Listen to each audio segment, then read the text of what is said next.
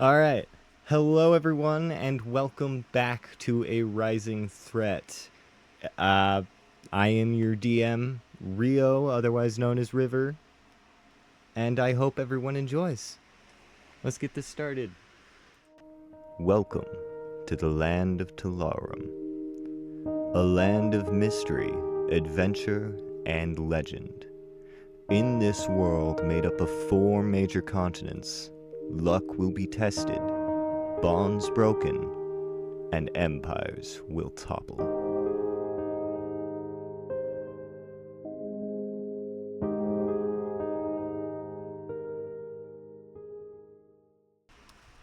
For some of our party, the journey started in Tyrain, where they were hired to investigate hags and astray.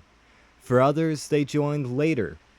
A warlock apostate wanted for unlawful use of magic, a bugbear prince whose origins are unknown, a drow cleric of Inra whose past has been faded by time, and a knight of Astray who vows to destroy the very man who commands him.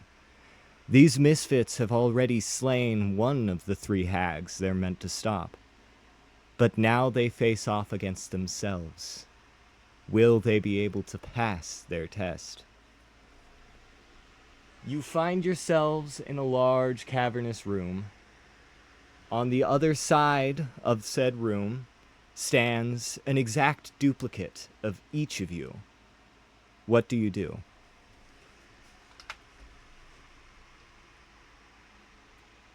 You're going to take a step forward. As Stolvok steps forward, one second, I gotta open the freaking thing.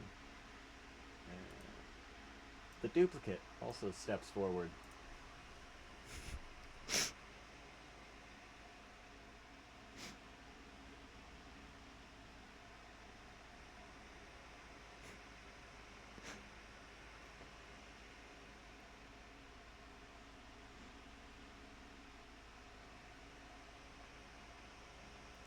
What else do you guys do?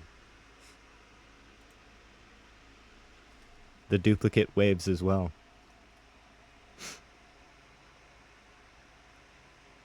Nope. It seems to be an empty space.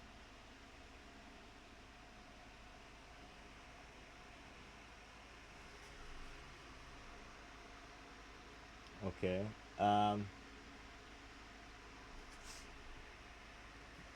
As you begin to move forward, the other Dunyazard also begins to move forward.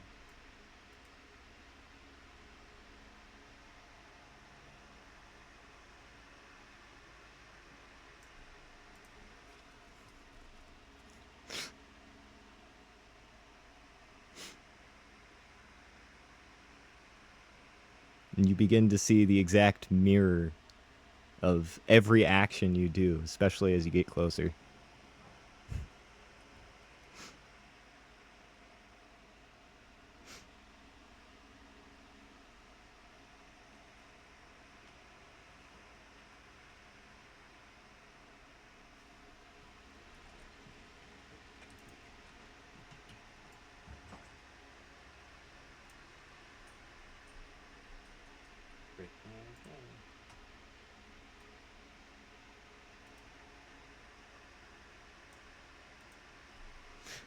Okay. This happens. They go in so many circles that it actually gets difficult for the rest of the party to tell which one's the duplicate and which one's the real Dunyazard.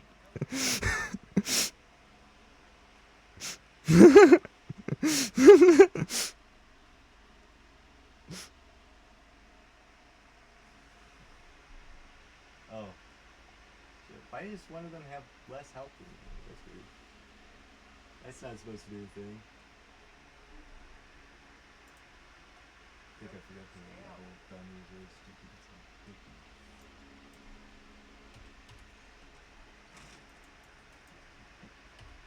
You want to poke him with your mage hand? As you poke your duplicate with your mage hand, you feel a poke as well.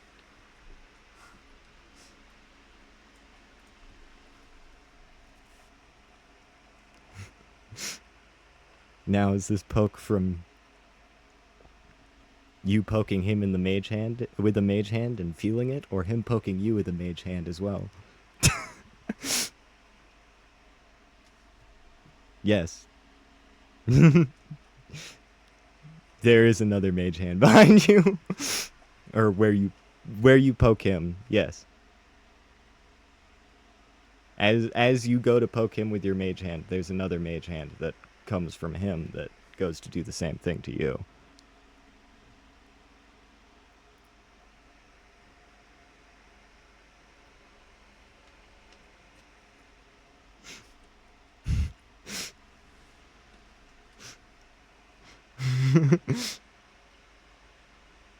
I can think of one.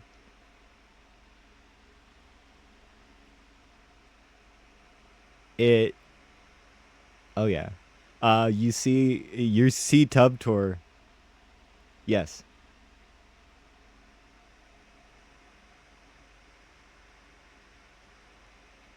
Okay.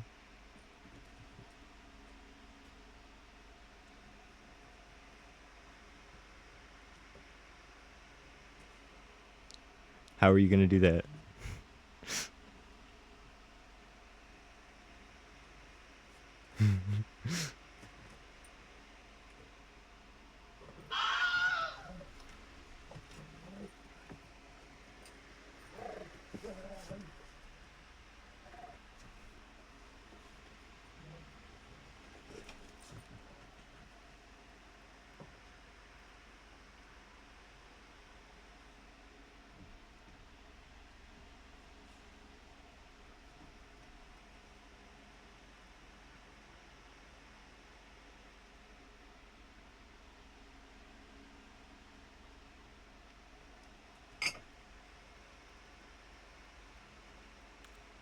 So how are you gonna do that?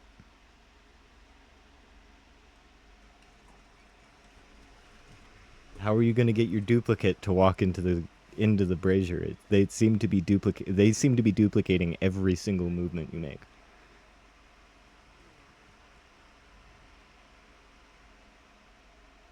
And walk backwards. Okay. So you're gonna spin and walk backwards towards the brazier.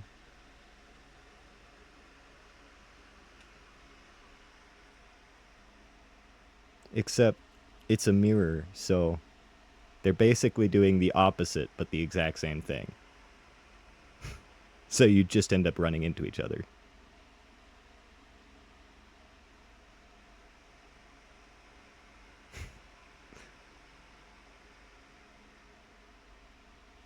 Dunyazard was how Dunyazard did it. It was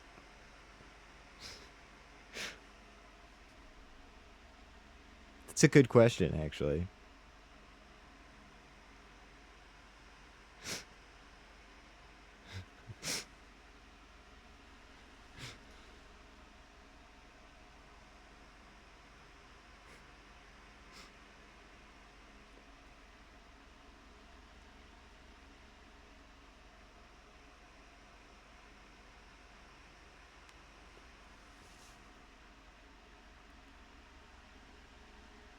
Okay, actually, I do see how it worked. Okay, move your token the way it would move. Yeah, the duplicate would move in the circle, so it would be. Yeah, I see what you're saying now. I can. Yeah.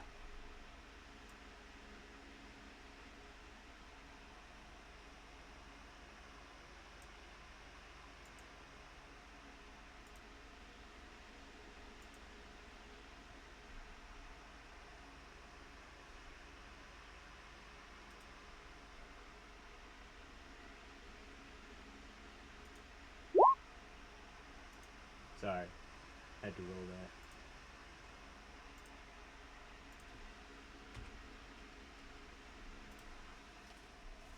You do not feel pain, but the duplicate is standing in the flame.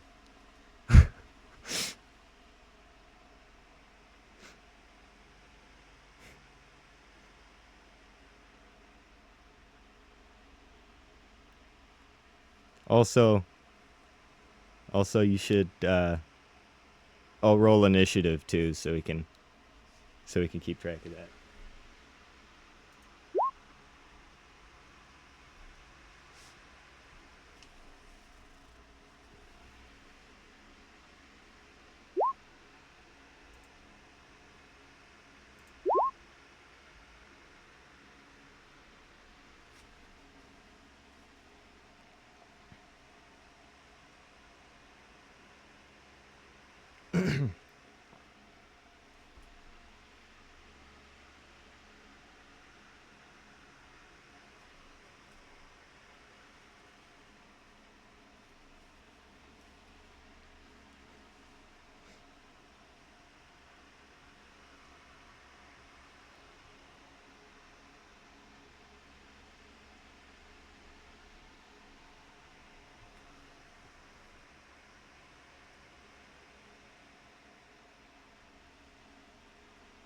Tuptor needs to roll initiative, right?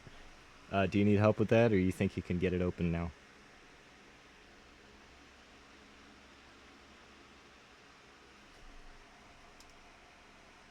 Yeah. That's just the initiative frickin' tiebreaker. That's all that is.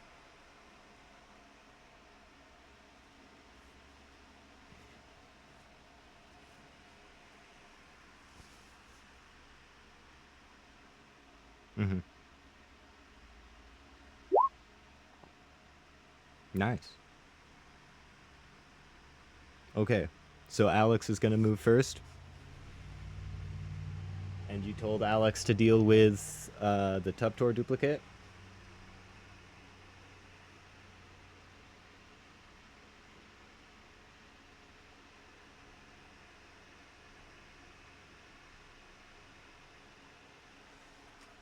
C10.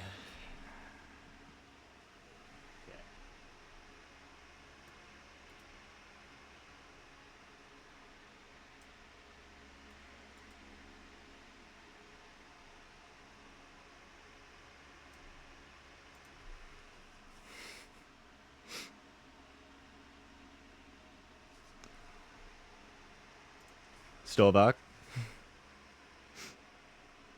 it's your turn now. You can decide what you're going to do next.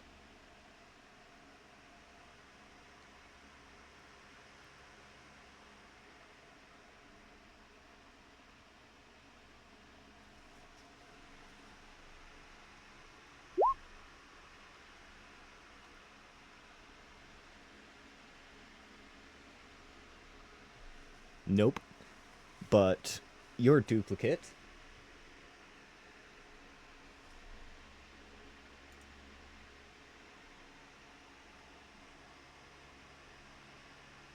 actually, this one works a little differently.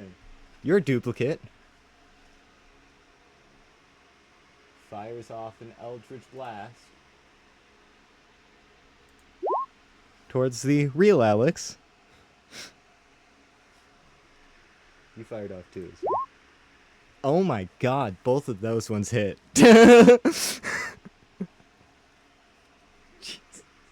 Why? Why is this how it goes?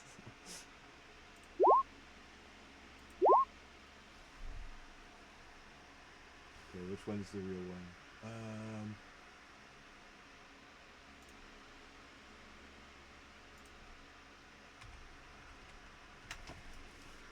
It's strange that that would work so well for them. But Alex takes 18 damage from an Eldritch Blast from your duplicate.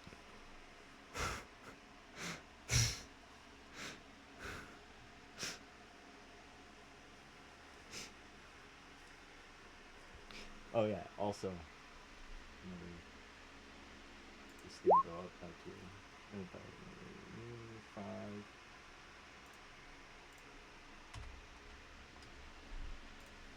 Okay. And is that all you can do?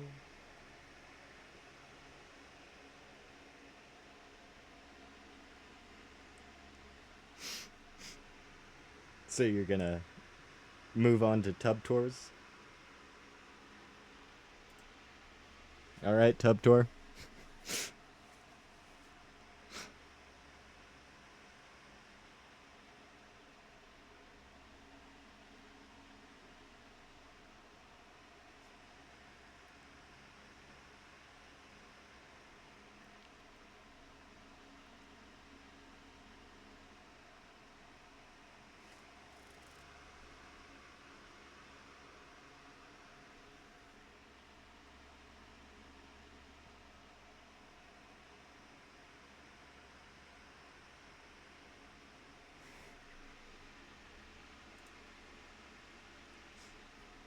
Okay, Tub Tour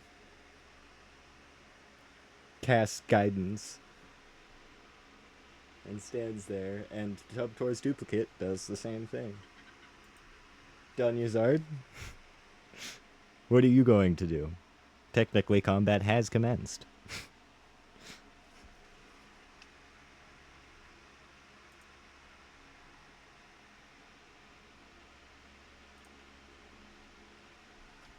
Yeah, pretty much.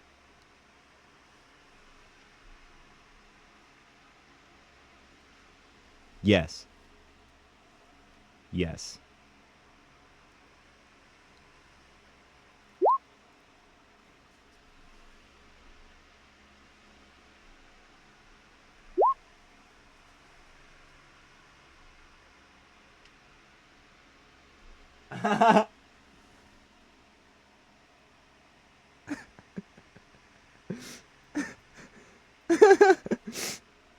All right. Both Stolbox need to make a wisdom saving throw. Or 2 wisdom saving throws. Ah.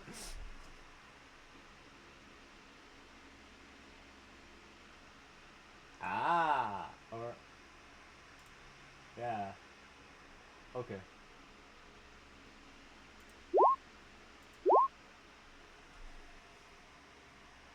All right. Both of them pass 1 and fail 1.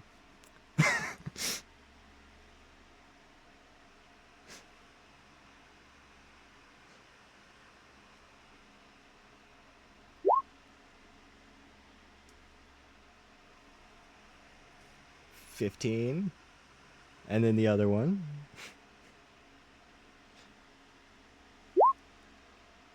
$12.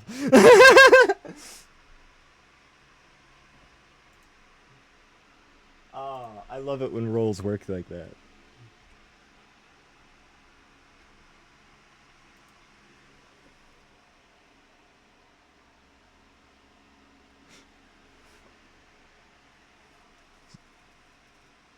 Technically, the other one still has taken more damage than the real Stolvok. Stolvok, you have taken 15 damage, so.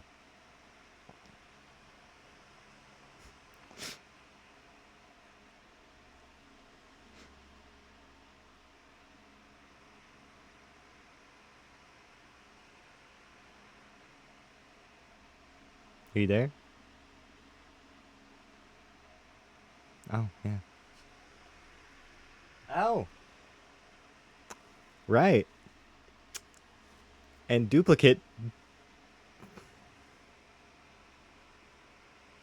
Oh, yeah, technically.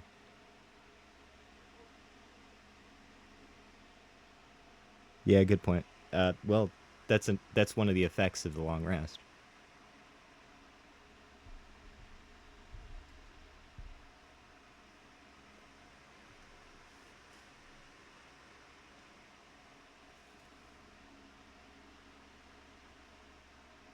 I'm counting it as one of the effects of the long rest. Because everything that's part of the long rest is based on the time, not.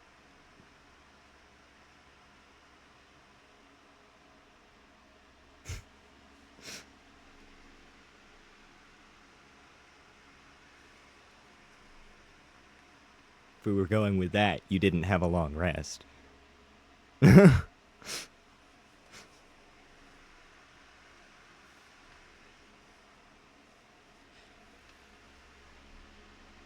Alright. Is that all Dunyazard can do?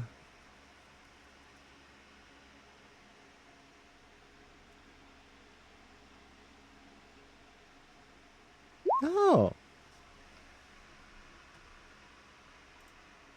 Where are you summoning it?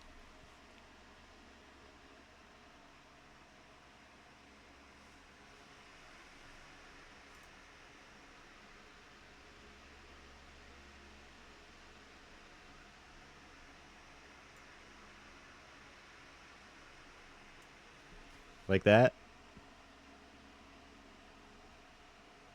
Okay.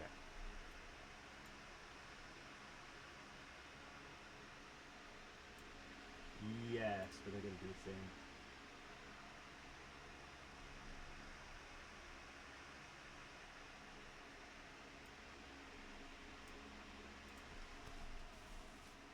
same. I can't have you have control of both spirit weapons, so I had to.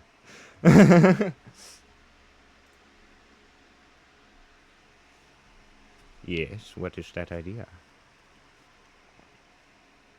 Oh, yeah. Good point. Is that it then?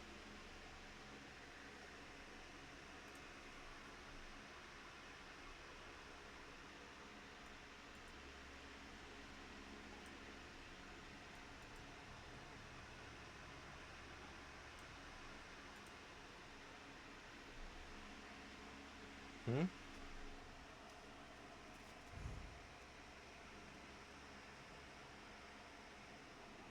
Because the duplicate will attack. But it all depends on whether or not the duplicate hits, which so far.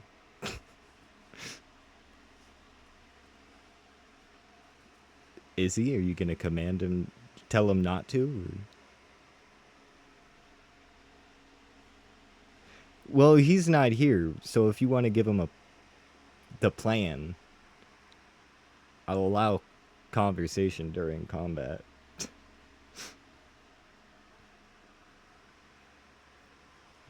Yeah.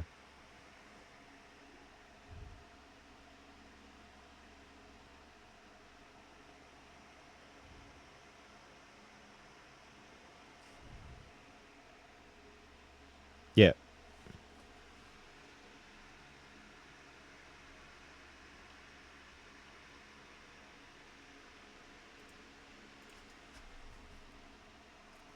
Yeah, he probably.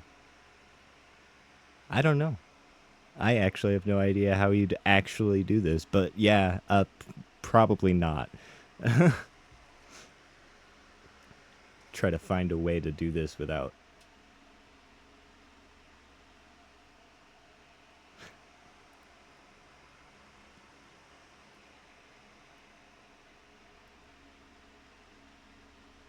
Okay.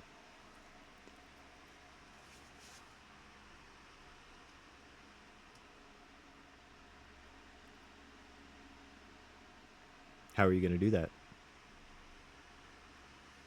Just going to stick your hand in it? Okay. It seems to just be a bag.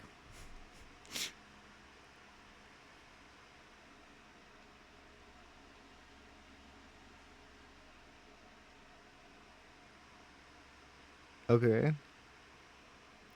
Uh,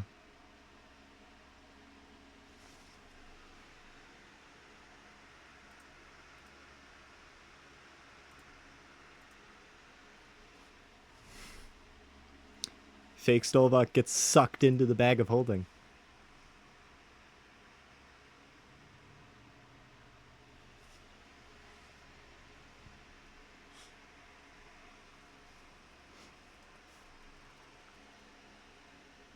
Yep. Tubtor, you see Stolbach's duplicate get sucked into a bag of holding.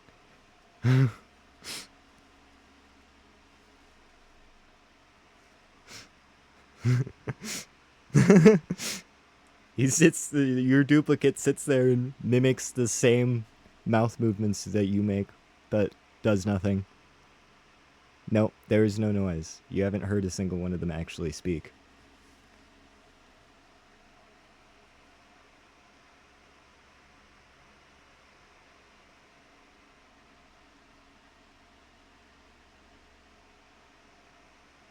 What do you do? Is that Tubtor? Is that all you do? It's your turn. Okay.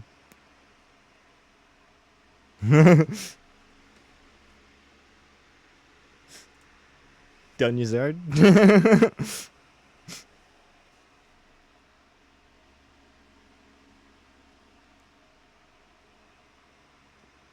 Stolvok just sucked his duplicate into the bag of holding that you guys got, and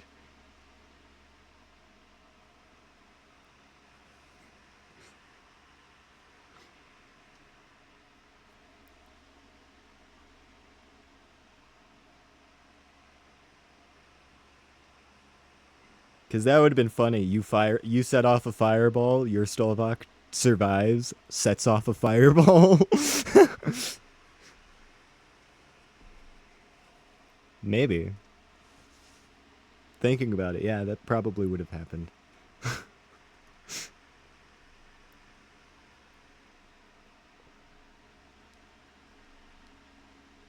Imagine it did that, and then it just exploded. Like it just increased the size.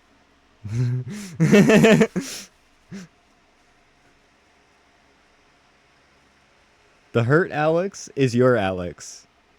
Because Stolvok went to cast his Eldritch Blast on the duplicate Alex and missed, and then the other Stolvok did the same thing, but actually hit. Because there seem to be subtle discrepancies in their movements. Otherwise, they would have just done the exact same thing.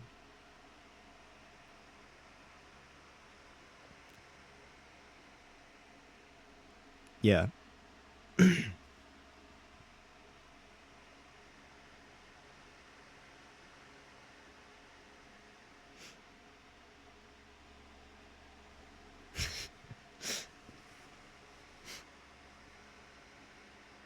Do nothing? You're just gonna sit there, just like Tubtor?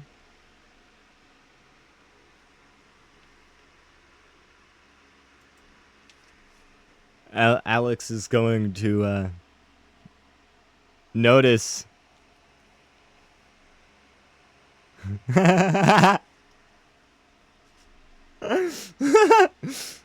Alex is gonna notice your guys' plan and do the same thing, except just stand there, not give his clone a hug goodbye because his clone's way over there. Actually, yeah, he's probably gonna move towards. Yeah. So he'll move.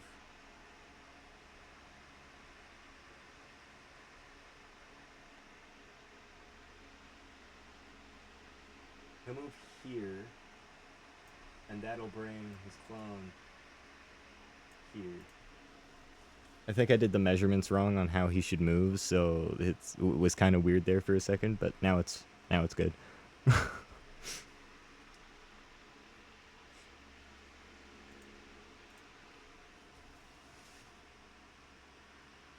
Okay, which one's the Dunyazard clone? I'm gonna have you roll perception. Because I did say they spun so many times that you can't tell which one's which. Yeah. Good point. Dunyazard has spoken, so you do know which one's which.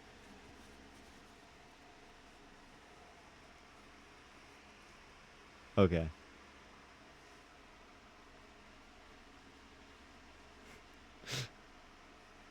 Yay. I could have made them make sound, but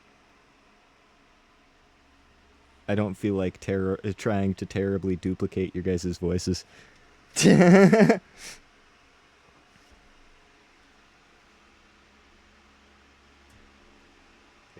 so you scoot.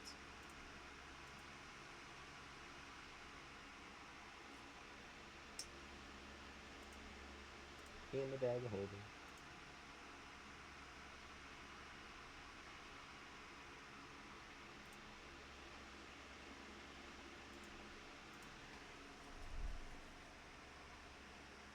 Yeah, it does look like that.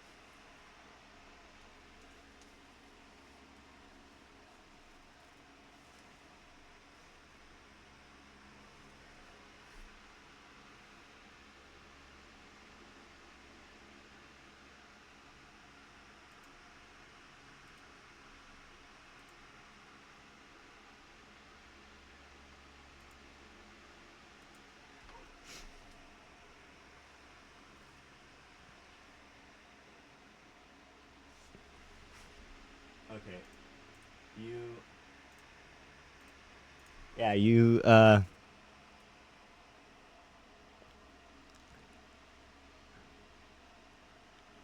sit there, all of the duplicates in your bag of holding. This is not how I completely forgot about the bag of holding that I gave you guys last session, and this is not how I expected. No, no, it wasn't. But yeah, this is one way. There are many loopholes. The bag of holding is one that I didn't think of. But you sit there for a moment. The spiritual weapon summoned by Denuzard's clone sits there for a few moments, and then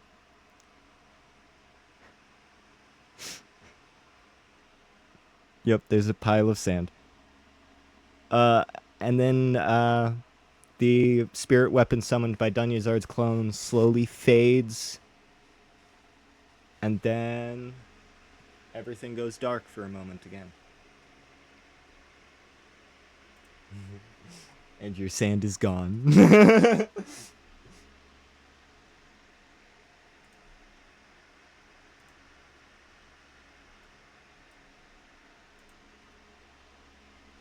Not, not at all.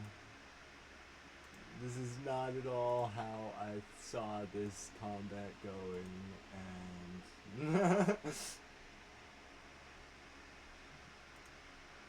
I was hoping you guys would try to find out which duplicate you'd be better off against, and then you'd fight that way. But, yeah, you guys ended up.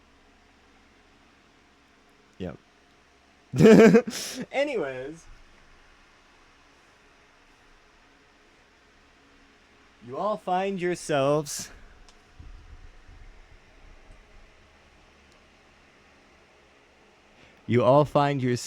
on the other side of the large door that you touched before. A being.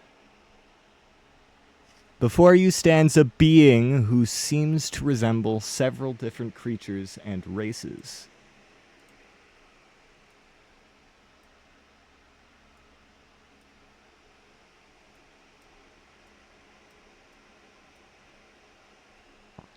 I don't need to shoot you.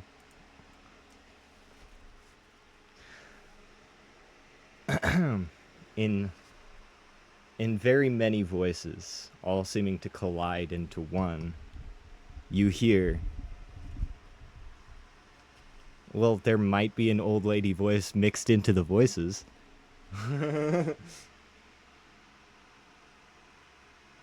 I don't have that because I didn't get to pay for voice mod.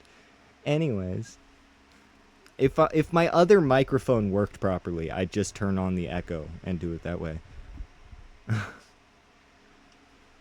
Hello, children of the future. We are the culmination of the history of the Ari people. A construct of knowledge and knowing. We are the many.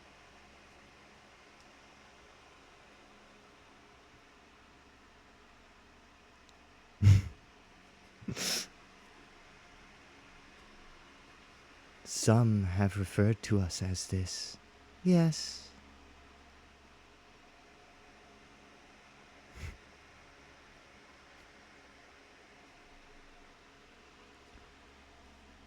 You have come seeking knowledge.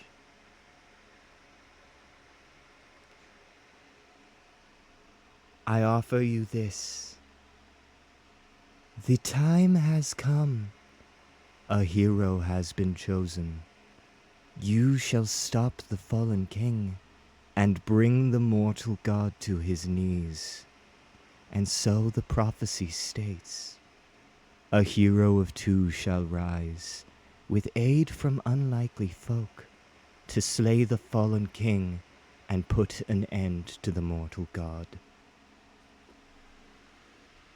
Find more of our labyrinths and seek their treasure.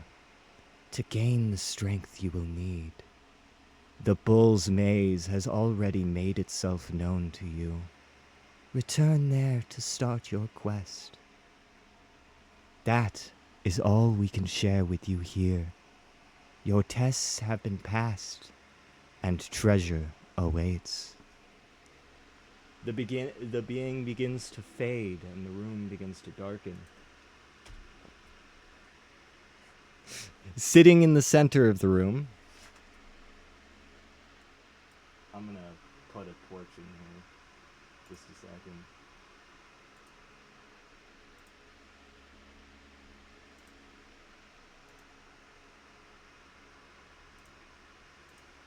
Sitting in the center of the room is a small chest on the pedestal. On the pedestal is a plaque that reads, "A gift from an ancient hero," with the names Lydia Monarch and Jordair on the pedestal. On the other side of the room is 2 headstones with the same names. Lydia Monarch, Ari of Greed, Loving Mother, and Powerful Sorceress. The other one reads, Jordair, Dragon of Gold, Devoted Father, and Hero of the People.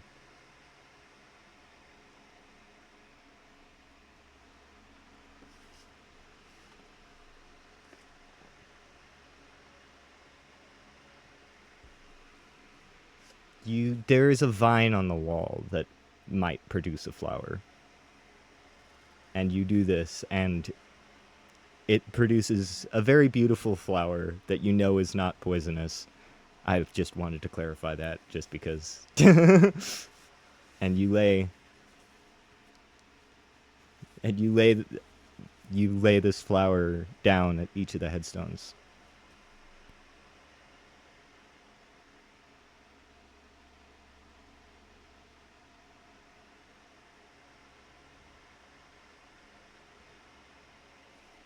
You open the small golden chest, and within lies a pendant shaped like an anatomically correct heart wreathed in flames. It seems to be made out of a gold-like material that isn't gold.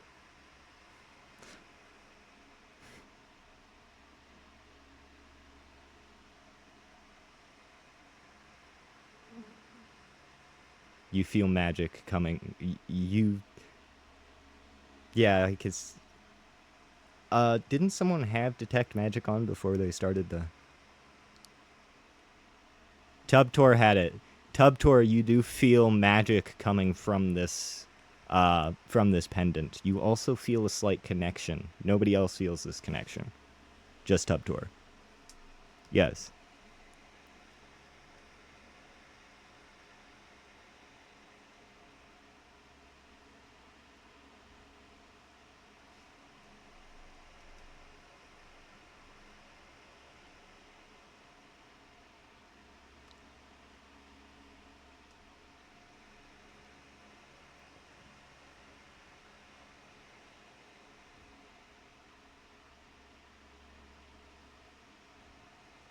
What are you using this Arcana check for? What are you trying to get out of it?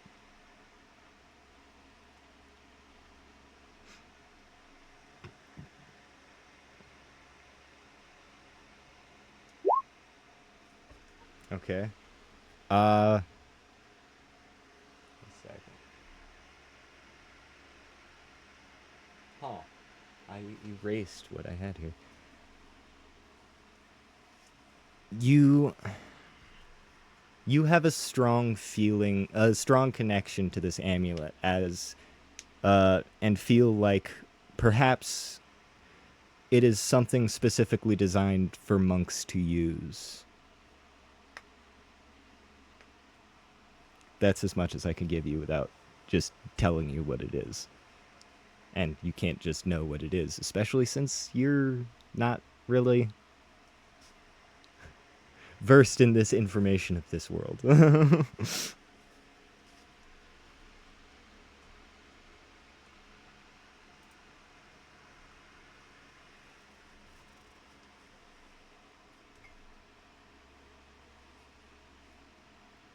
Tubtor, Stolvok hands you the pendant.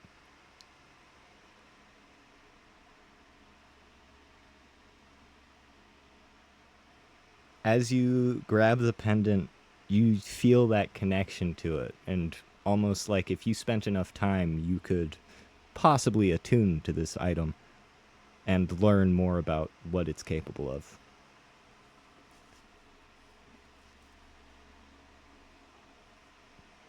If you want to do that, you can.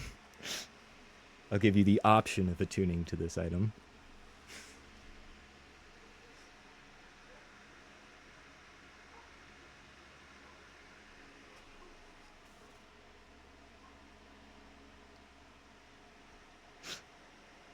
What do you do next?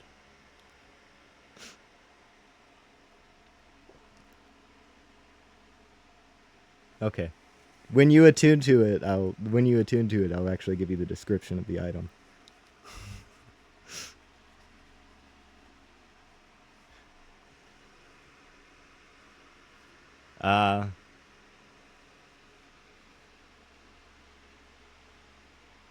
There is the door you guys came in through.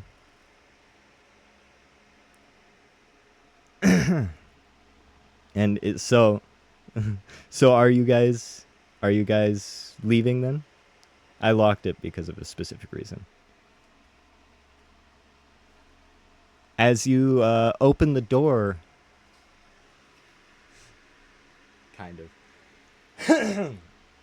As you approach the door to leave the large room, you are surprised by the fact that it leads outside instead of back into the labyrinth. When you look back to the door after passing through it, there is nothing there, as if the labyrinth never existed in the first place. And you hear a familiar voice as the librarian stands in front of you. Did you find what you were looking for?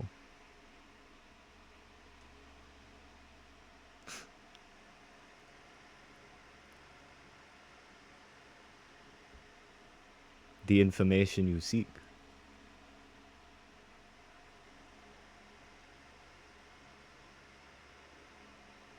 Very well. Then your next step in your journey lies in the Bull's Maze. He was... Oh, you want me to write down what the librarian told you? Yeah.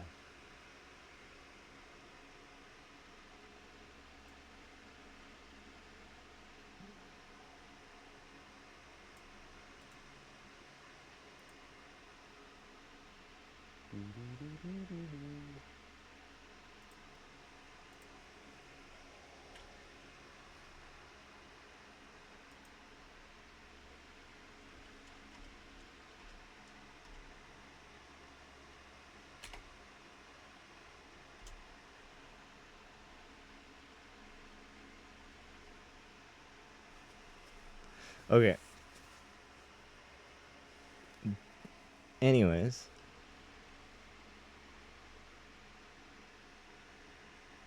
But you said the library told you, and before you have time to explain what it said, the librarian says, "Your next step in your journey lies in the Bull's Maze. Then, just know that when you take that step, you will set into motion events that cannot be undone."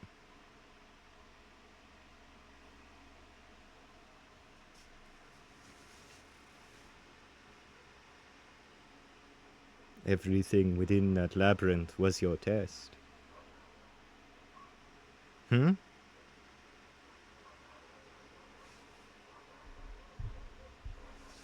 Yes.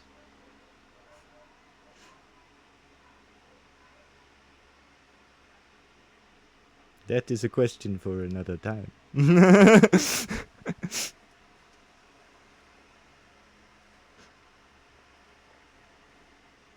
Now I shall grant you the names of the hags that remain in which you have to deal with. You know Thea, of course. But their leader, the third witch, the strongest one, is Othea. She will be the most difficult opponent, other than your main opponent. For now, Perhaps you should rest. Return to Astray.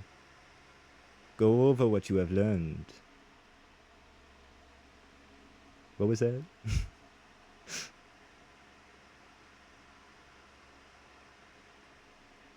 There are things that will be learned later. For now, I have helped how I can. I do wish you luck on your quest.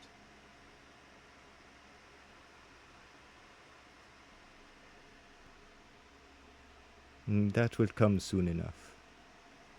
For now, farewell. Until next we speak. As a puff of smoke surrounds his body, and then he vanishes. You are now in the middle of the jungle, right next to a hill where you swear there was a labyrinth.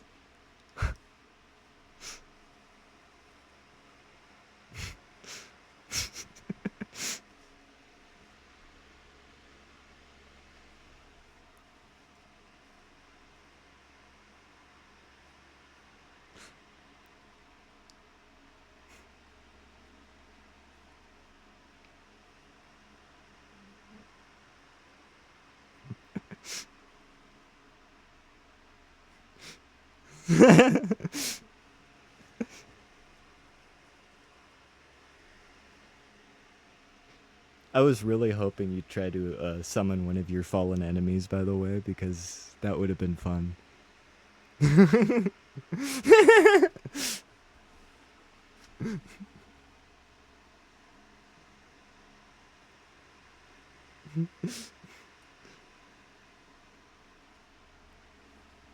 Yeah, they.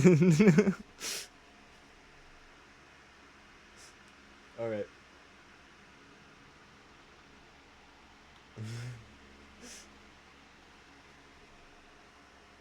Nothing comes out of your bag of holding, not even the sand.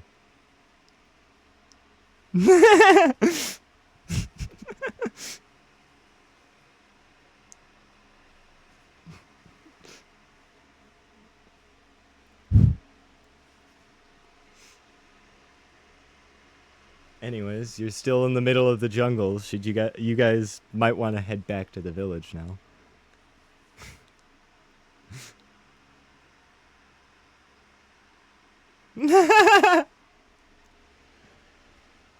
What? I would never.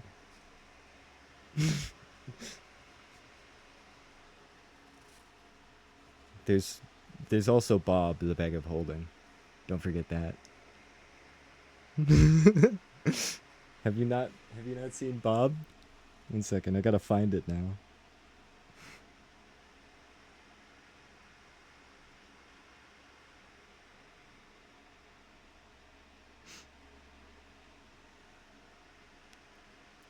Here's Bob's bag of holding. I gotta scroll so far. Did you find it?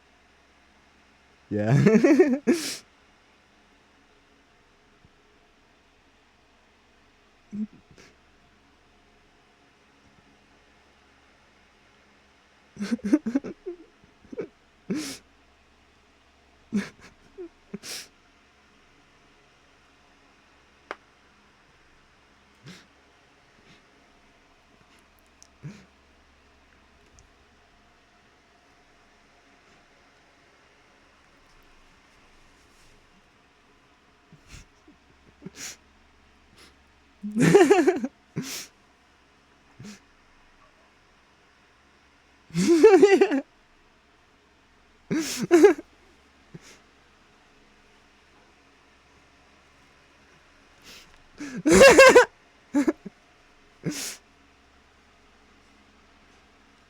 Yep.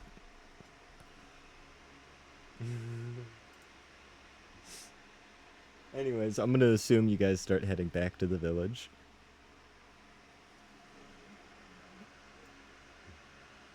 Anyways, I'm gonna assume you guys head back to the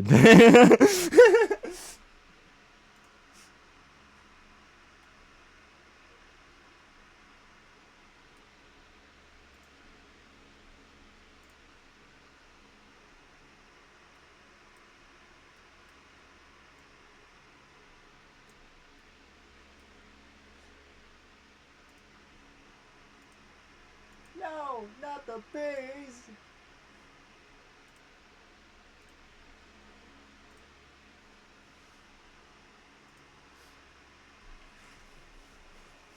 Alright, guys. So, you head back to the village. 1 second. Takes a few hours. It almost seems like it takes longer to get back to the village than it took to get to the labyrinth. But you do reach the village without any setbacks. When you get back, you're met by Arender, Sarah, Henry, and Janky, and the child you saved from the hag. Well, I assume you've finished all your business then? We're going to be sending young Adam here with you to Astray. They'll be much better at taking care of him than he would be here.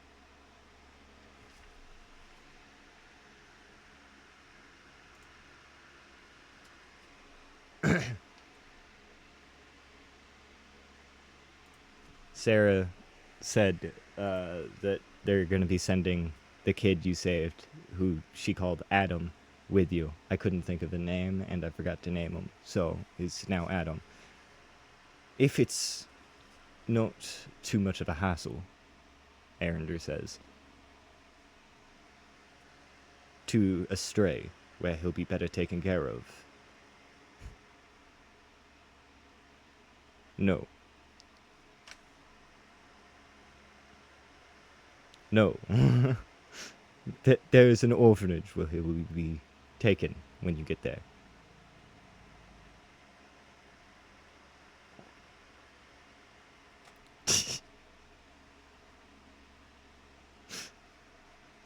Well, I'd say it won't be a problem. Still got some space in here after all. You guys are by the airship at this point, by the way, just to be clear.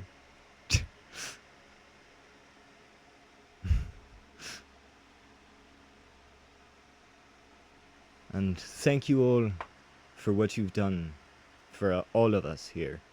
I've already sent word to Richter of your impressive work. And I've even vouched that your reward should be increased. It's hardly enough to thank you for what you've done today. And I pray to Sunra that you're successful in the time to come.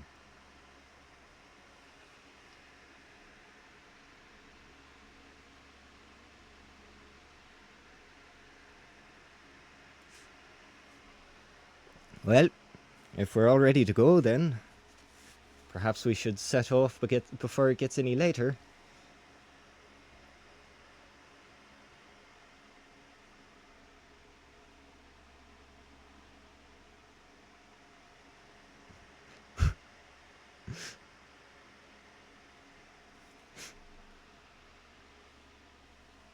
Well, I'll get the airship going. Make yourselves comfortable. Got a short trip to Astray. You all board the airship, and it takes off, lifting into the sky once more. Everything up to this point has gone surprisingly smoothly. You've defeated a hag, you passed your tests and got the information from the library, and now you know what might be going on. Possibly. You find yourselves with a moment to gather your thoughts and go over next steps. Should you go straight to the Little Bull's Maze, where you've been told to go to start your journey, or perhaps go to Astray and recover your reward and take a moment to yourselves? Yeah, that's decent thought.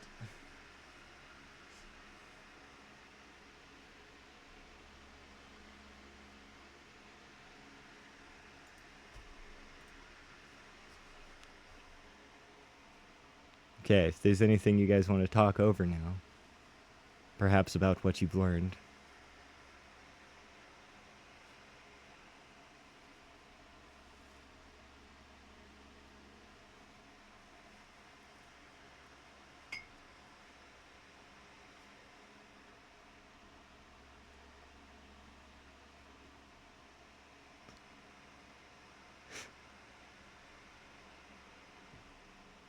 the knowledge was given to you by the many, or the library, or whatever you guys want to call it. The whole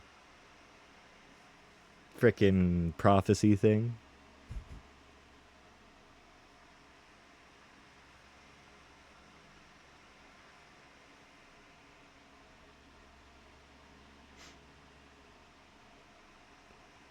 When Solvok gets back from the bathroom, you guys can go over the whole thing.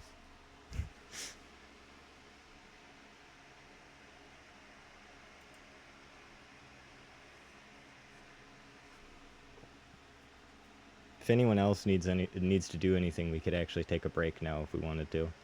Just a short one.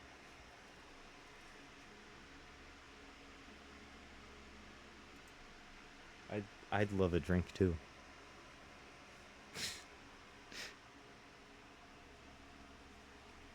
That would be great, wouldn't it? I'm so lucky I don't constantly yawn during these.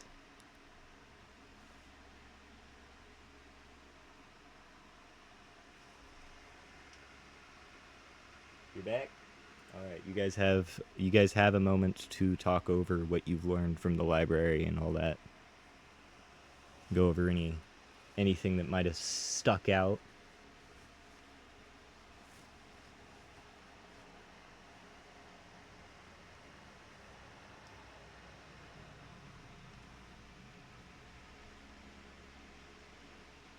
Did anything stick out to you from what was told?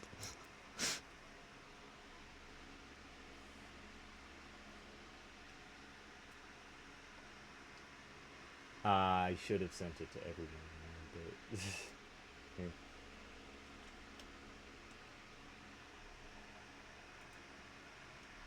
I'm gonna send it to everyone.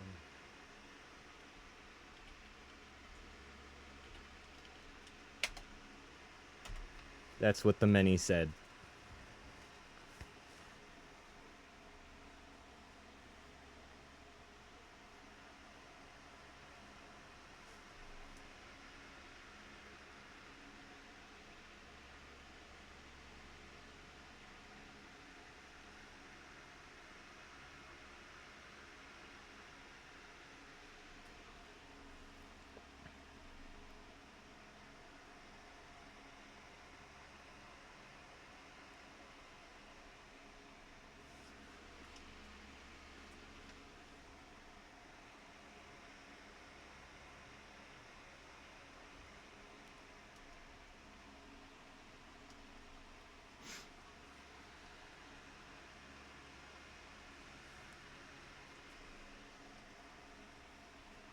It's also the whole prophecy thing. So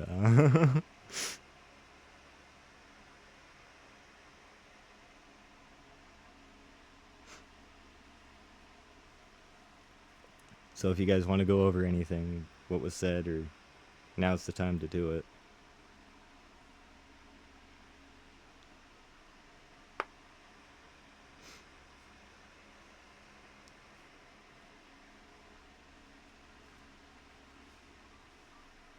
You can...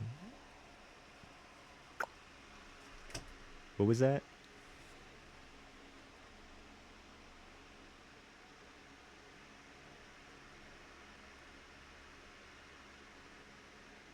You can go back to Astray and think about it there, too.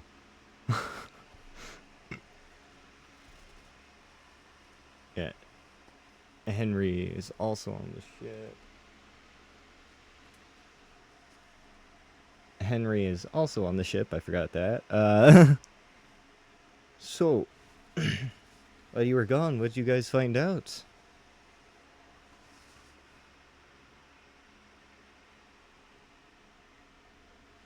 Are you gonna tell him the... Good luck, Charm. Do you show him the pendant? Is that... How did you get a dragon flame pendant so easily? These things are rare. A chest. And it's golden, too. Are you aware of how these are made?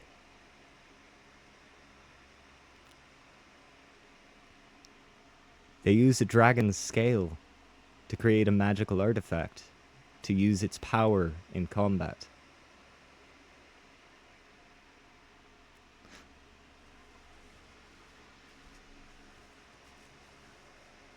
Only the strongest monks have been known to use one.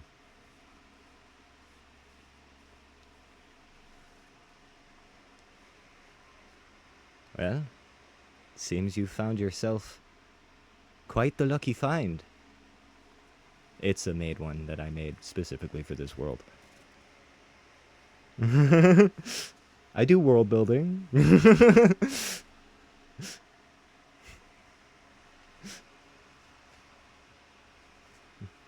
Are you gonna attempt to actually attune to it now, or you just spend a little bit of time with it, observing it and learning about it? Basically, it's basically you already have. So all you have to say is, I want to finish attuning to it.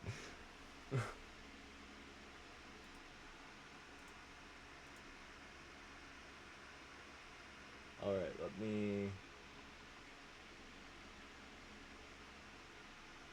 attunes.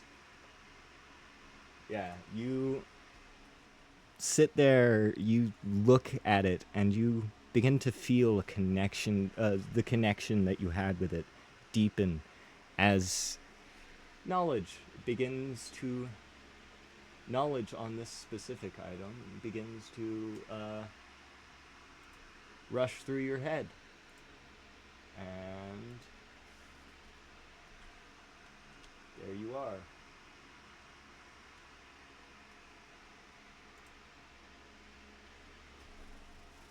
I sent it to you.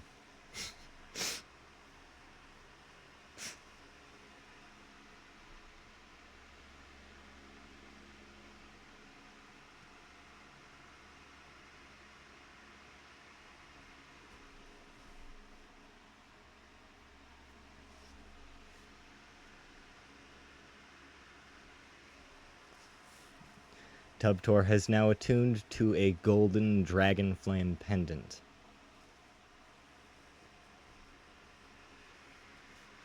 Which is a rare magic item.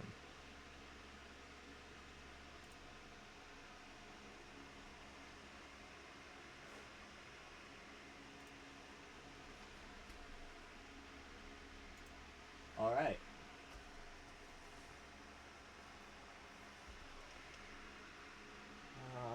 I forgot to set up that, so we're just gonna skip that part. So you head back to Astray.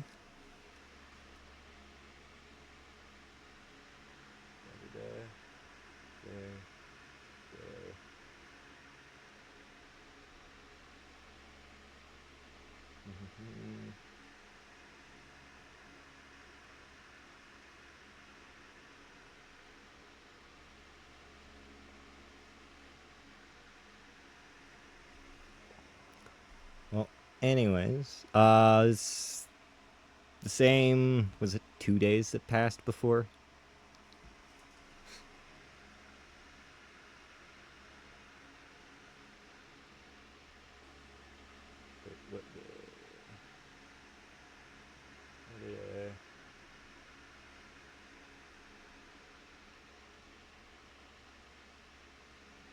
Okay.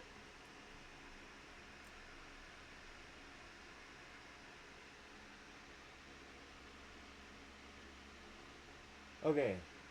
Okay. Sorry. Had to find where I was. You head back to Astray. You guys might chat a little bit with each other and Henry. Maybe learn about each other. If you wanted to do that in character, we can actually do that. Huh?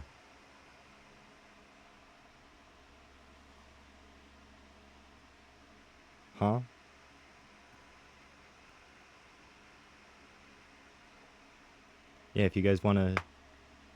If you guys... Yeah, Alex isn't here, so there's that, but...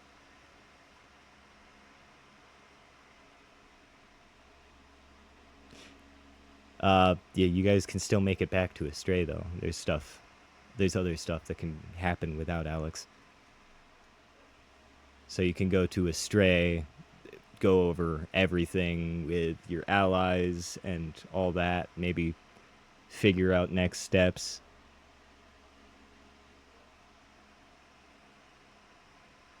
So if you guys don't talk, if you guys don't want to just roleplay the whole learning about each other and about Henry, since you guys actually haven't really talked about each other or your past or anything very... Actually, I don't think at all, really.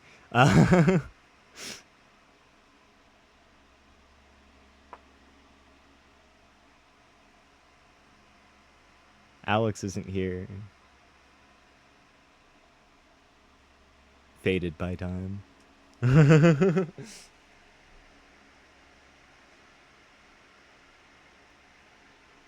I mean, I know there's a thing. I know you had a whole backstory and sent it to me, but you've also been alive long enough. I mean, Stolvok's been alive for some time too, but Dunyazard's been alive long enough and kind of just sitting in her house, not doing much. But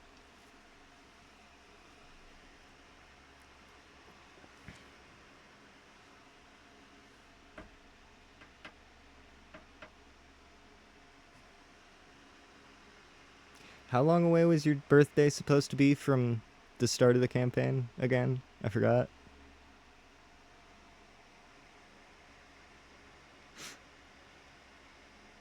Yes.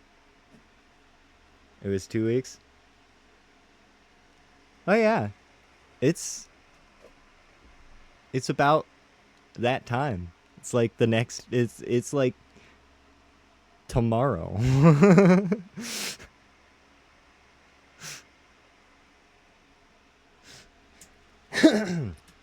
Tubtor casually brings up the fact that his birthday's coming up.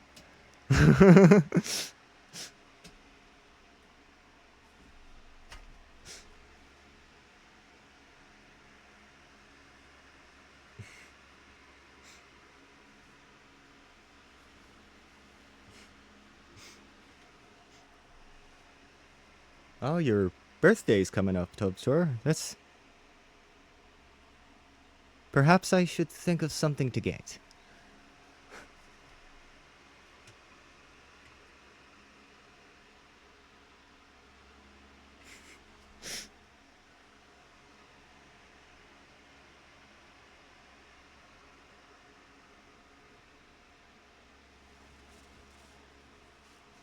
You know, I got my sword around my last birthday. Henry points to the magnificent greatsword on his back.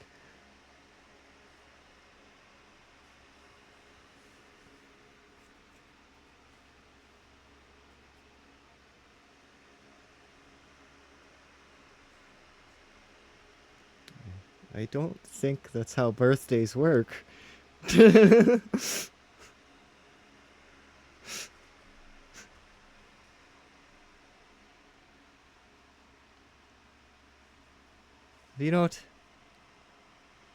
Have you not celebrated your birthday in over 300 years, Dunyazard?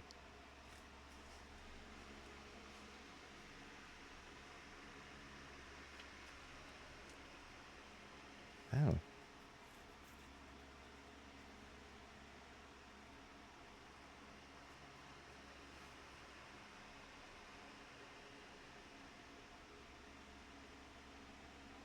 What did you say, Stolbog?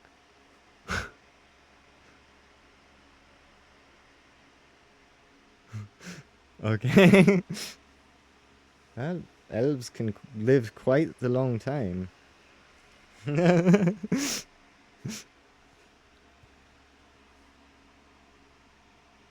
All elves can live quite the long time. Even drow.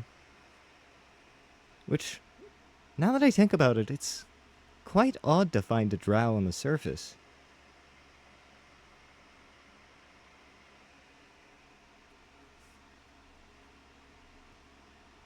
Huh. Well then. It's interesting. Well, I'm getting tired. It's getting pretty late. I think I'll go get some shut-eye.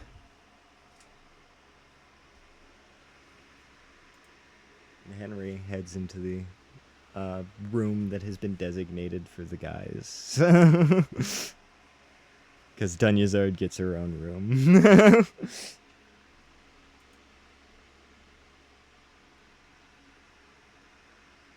Okay. Anyways, your traveling continues for a little while longer. It takes about the same amount of time it took you to get from Astray to the village, to get back to Astray, so...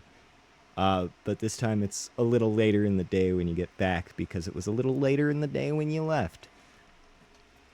So, it's around noonish, a little bit afternoon, when you guys arrive back at Astray. Janky just parks you guys right outside of your mansion again, and leaves you to it before taking off again and going and putting his airship back where it should be. And I'm going to move to the mansion page. Add. Oh, I already added them. Okay.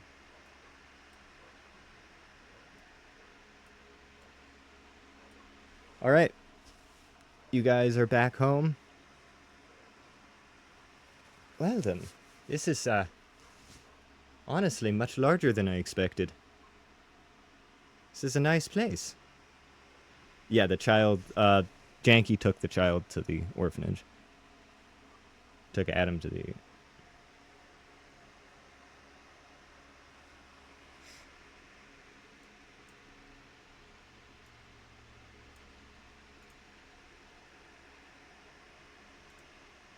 sheep.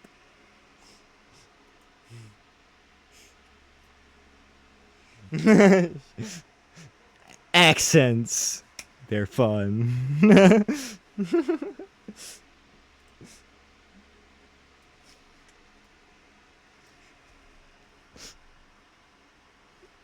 So you take Henry to meet Ristiu?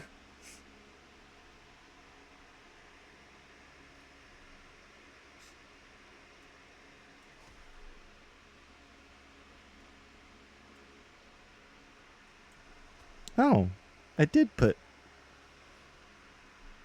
Why?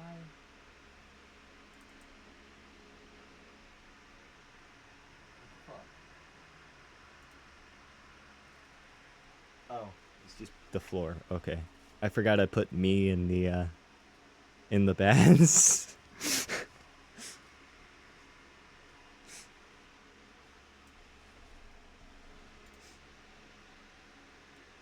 Okay. So you take Shen to the heap. I said that right. Anyways, you take Henry to the sheep. As Henry approaches, he stops for a moment. Yeah. Is this the sheep that was originally a phoenix, by chance?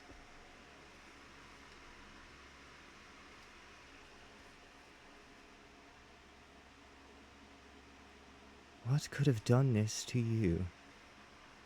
He pauses for a second, almost as if realizing something. And then he takes the sword from his back.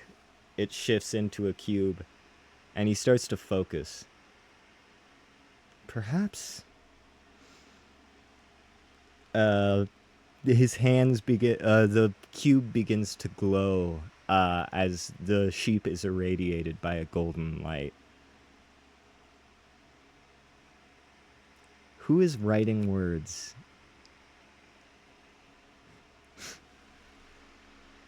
Big nerd.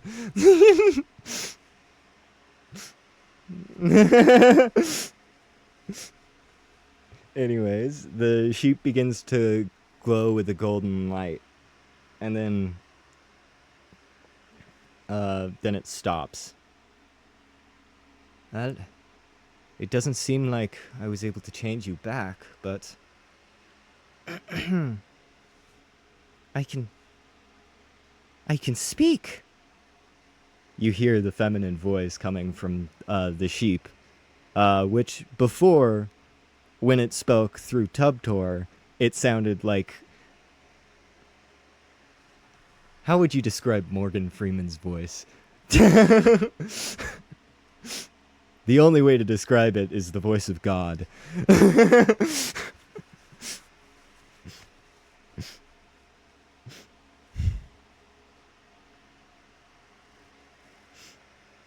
Exactly.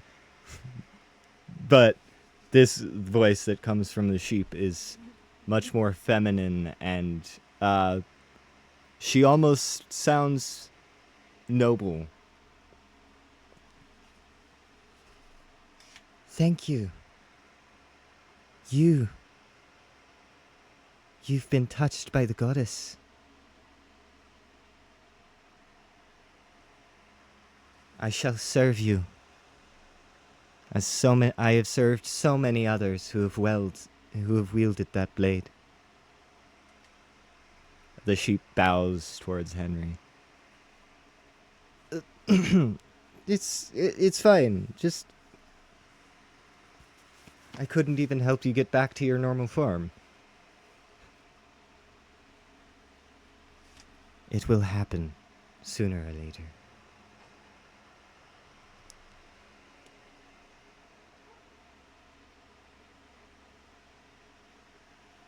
As I've said before, I am not a sheep.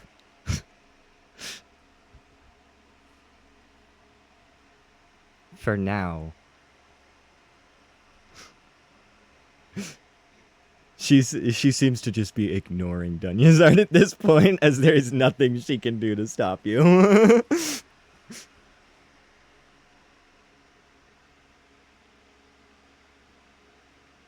I do not need such simple things as mortal sustenance.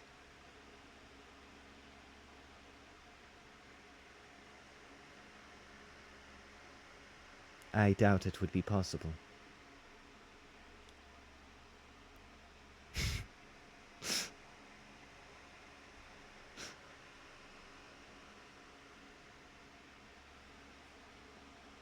The people who were claiming ownership over me before I escaped, after the hag did this to me, tried once, and it seemed to just grow back stronger every time.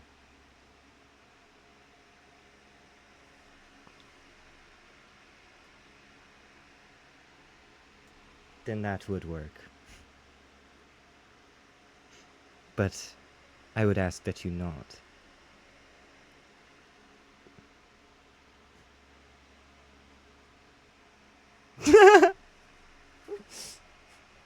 And she never slept again.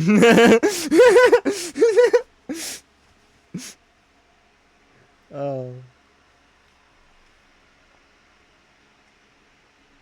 Anyways, Ronaldo comes out.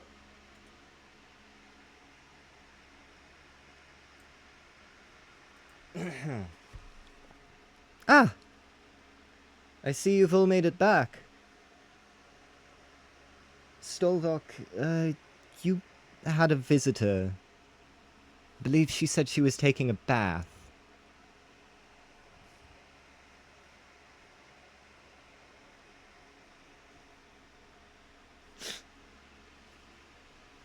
It's Tubtor. There's something I wanted to discuss with you. It's about how you got here.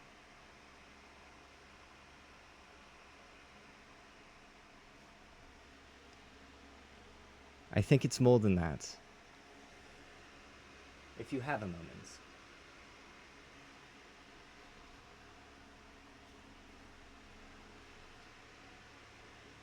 And he'll lead you into this room.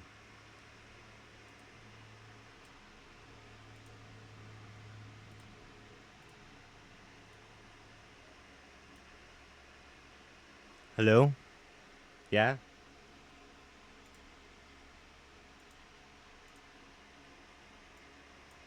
Yeah, Ronaldo leads you into the other room.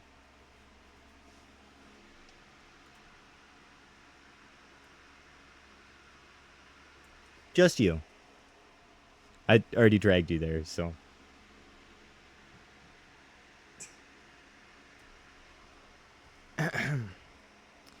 Well,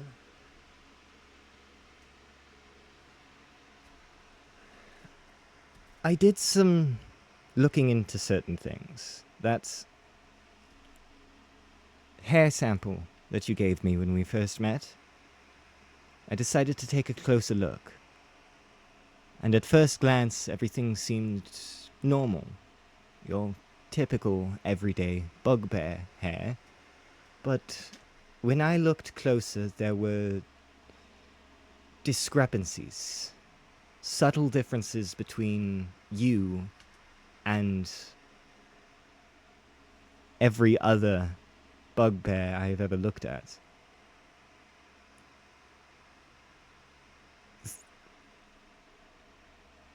It's more than that.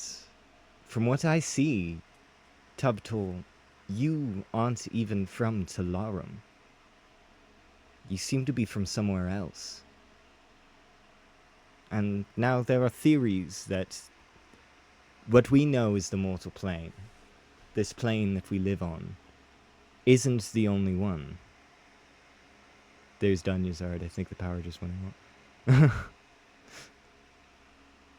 There are many different planes of existence, including some that we know and have found ways to travel to, such as the Feywilds and other places like it. But you are from somewhere else, somewhere similar to the material plane that we live on. And I believe it has something to do with the coming convergence, with the planet's alignments and the fluctuations in magic. Something from your world's magic collided with our world's magic. And that's what brought you here. There's still more I have to look into, but from what I've seen, it may be possible to get you back, but it's going to take us time.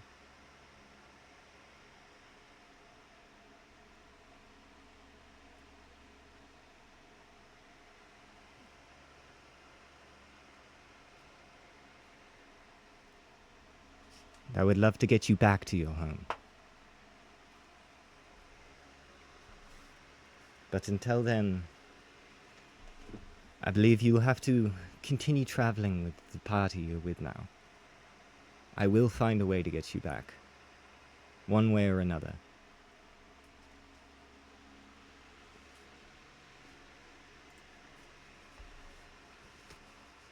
Very well.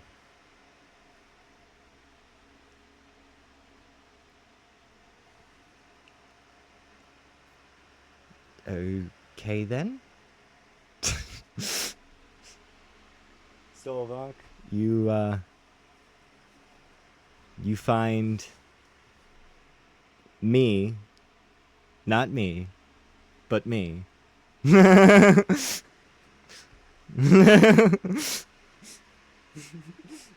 I really did. It was funny when I decided to name the character, okay?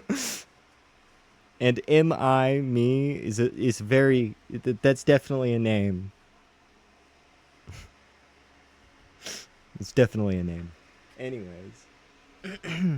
Ah, Stovok. You're back, I see. How did your little escapade go?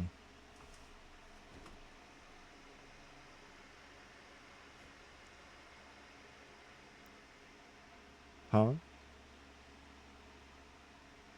Well, I can see that. And you killed a hag?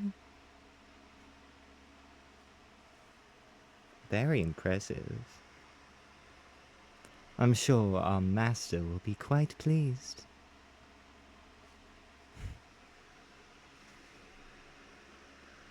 What else have you learned? Anything you're willing to share? She is still in the bath, by the way. I should clarify that.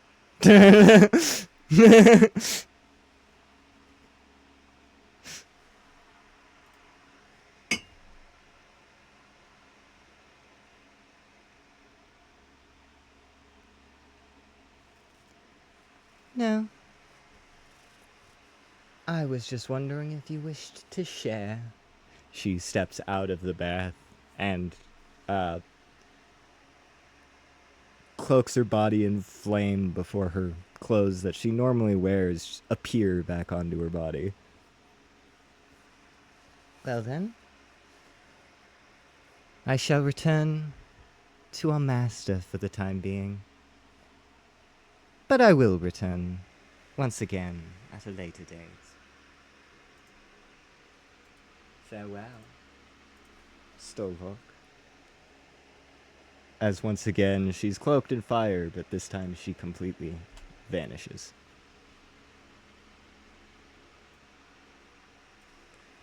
And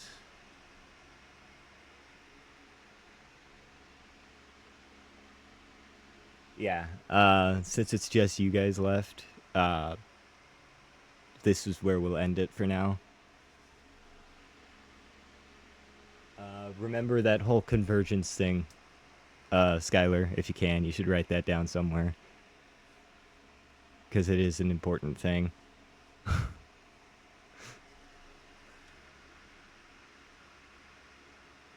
Yeah.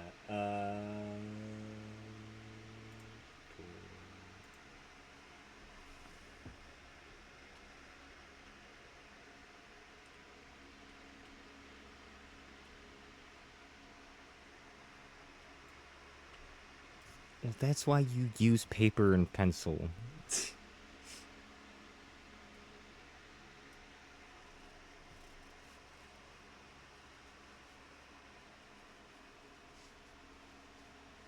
Yeah.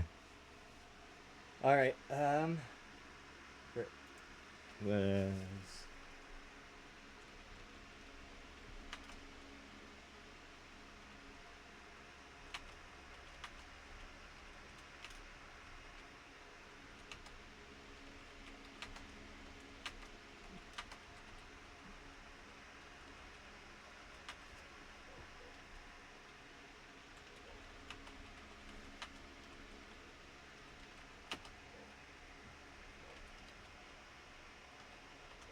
okay. Let me actually end the stream and stuff.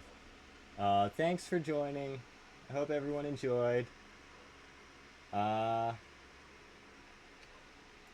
it. Bye.